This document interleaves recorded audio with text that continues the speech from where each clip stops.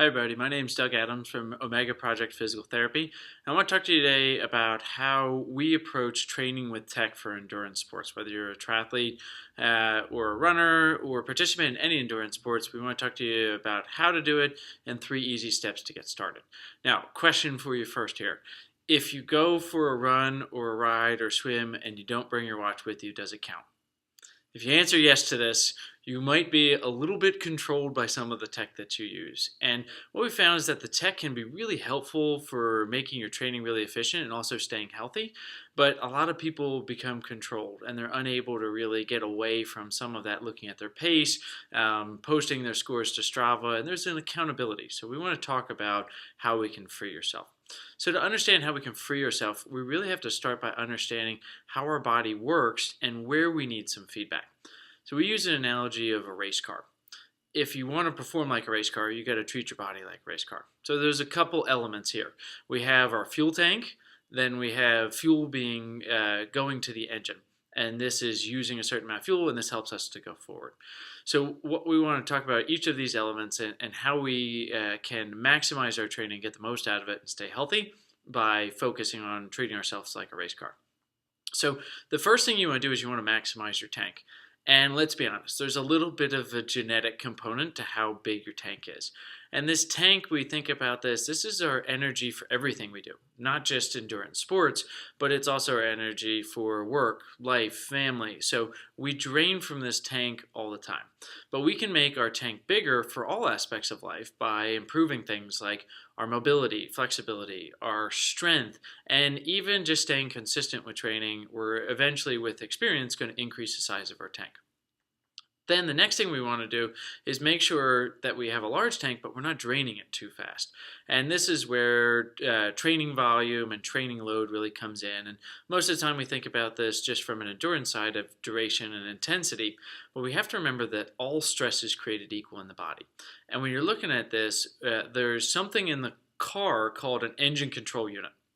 And we see that by having things like turning your AC on, we're going to see that the engine performance is reduced. So but with our body, we're the same way. We have internal and external factors that are really going to affect how we're performing. And we need to consider those and move away from some of just looking at pace and really looking at the performance of our car. So internal factors might be things like physical or emotional. If you have a stressful day at work or relationship issues, that's going to put a lot of stress on you. We also have external factors like the surfaces that we run on, the weather. And then we can also really focus on our running form, and we can work on how efficient we are so that we're not draining as much out. And that's where we really focus both on what we do here at Omega Project, but also using the technology to help us with that. And then finally, we want to work on our efficiency of our drivetrain. And we've got a picture of an engine here, but there's also our shocks, our struts, all those things that are part of a car. We really want to work on the efficiency of our vehicle to make sure that we aren't using and consuming fuel, but not adding to any additional drive forward there.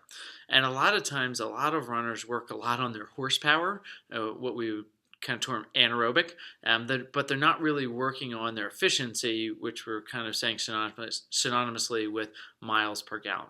So we really want to work on our sub-maximal efficiency. And this is one of the greatest areas we see a lot of runners are really able to improve upon in their training, where they're focusing a little too much on that horsepower and not enough on the miles per gallon.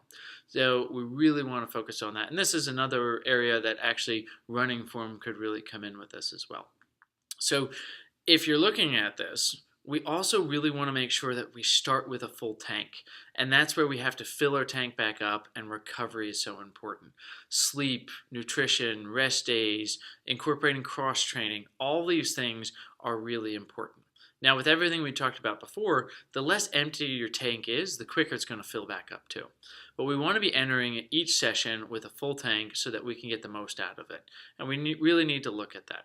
So now let's consider how we can do this, because the typical person is not in the state that we're showing here. We're seeing where this is a match and this is the goal, where recovery and stress are balanced and we have a full tank and we're ready to go. But a lot of times what we see is this is the typical thing. Either we're training too hard, we're not sleeping enough, we're not considering outside stresses, and our stresses greatly outbalance our recovery and we're walking around on empty. And this is when we either get injured, overtrained, or we just fall stagnant. And that's not why a lot of us are doing that. We want to improve. We want to see a progression in what we're doing. So the way to do this is we want to keep the tank full.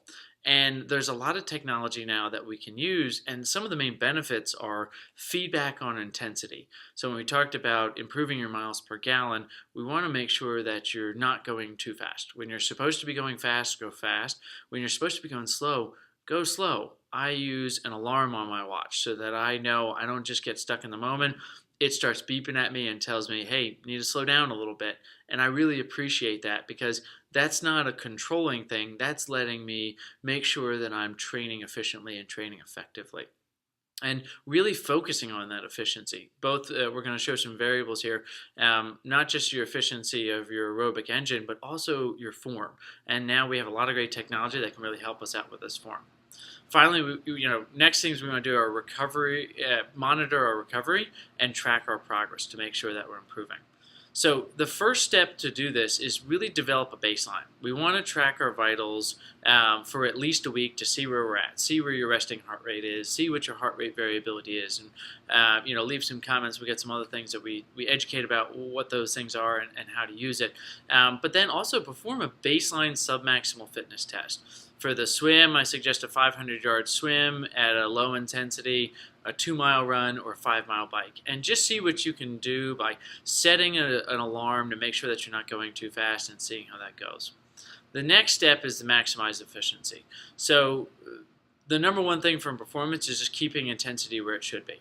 Don't train too hard. It is easy when you're looking at the pace all the time, or when you know that your workout's being loaded up to Strava or some other social platform. You know it's easy sometimes to just let yourself slip into a faster zone because you're able to do it. But we want you to keep the intensity low.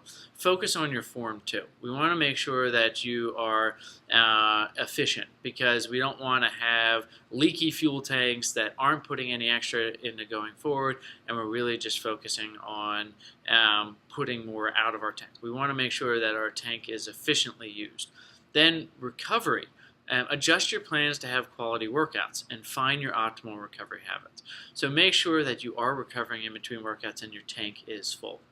These are just some of the things that a watch or thing is able to really help out with, looking at your swim efficiency, your biking efficiency, running efficiency. And if you have questions about any of these variables, leave some comments, let us know.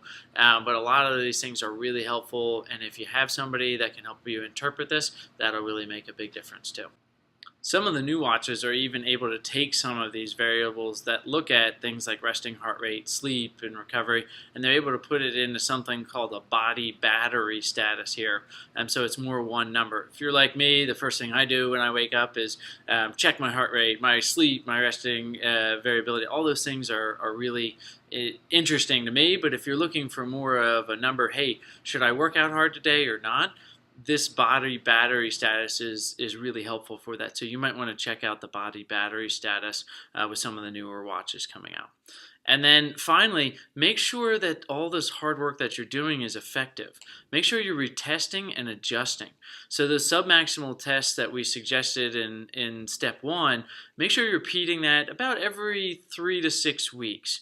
And then if you're improving and you're able to go a faster speed at the same intensity, you know that your training is being effective. And that's really where we need to adjust. And if you're not, should you be doing more recovery? Or are you going a little too hard on those workouts? Is your watch always yelling at you? That alarm's always going off that you set?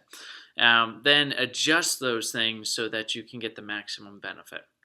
And, this is a way to really free yourself, because I'll tell you, when I go on a run, if I'm keeping the intensity low, I feel better after a run than when I started. And I'm not pushing myself too hard, too fast, making sure that I'm getting the most out of the workout and that I'm recovered when I'm doing my speed workouts. And then I get much more quality. So it's a way to free yourself from some of those decisions of, hey, should I be doing this workout today? Should I be going hard? Should I be going long? And if the watch is able to give you some feedback on that, I think it makes a big difference. So hopefully you can see that the tech doesn't need to be control and it can really free you. And happy to share some of our success so that we can grow together. Thanks for your time.